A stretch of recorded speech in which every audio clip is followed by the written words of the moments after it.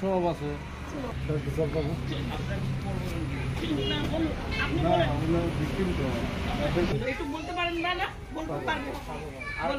আমার ছেলে কাম করেছিল হঠাৎ থেকে ধরে নিয়ে গেছে আঙ্গুর কোনো কিছু পায় না এখন কই আছে কি সমাচার আমরা জানি না।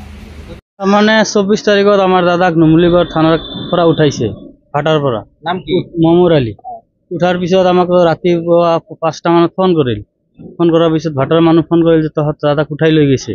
আমি গেলো কাগজ পাতিৰ ডকুমেণ্টছ লৈ গেলো আৰু ৰাতি পুৱা আমি গোটেই ৰাতি গেলো যাওঁ ৰাতি পুৱা হ'ল তেতিয়া ফোন কৰিল আহি পুলিচৰ এটা মোবাইল দি ফোন কৰিল এতিয়া নাই গোৱালপাৰালৈকে পঠাই দিছে।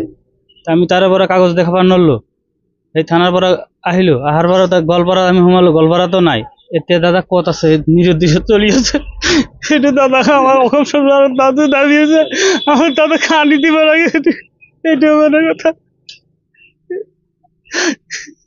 আপনি কিমান দূৰলৈকে বিচাৰি গৈছিল? আমি এখানে সব জায়গাতে চালো মই কত পাওয়া নাই চাংরাবাড়ি গৈছিলো মোবাইলত একটা ফটো চালো চাই কেনে গেলো তাতেও নাই। কি জানাবো মুখ্যমন্ত্রী? এইটা আমি মুখ্যমন্ত্রীক দাবী জানাও যে আমার দাদাক ঘৰত আনি দিব লাগে। আপনার দাদা আগৰ পৰা কোনো দিব না আছিলে পুরা আমার কাগজ পাতি সব আছে আমার পঞ্চায়েত ভোট দি গেল 24 এমপির ভোটও দিল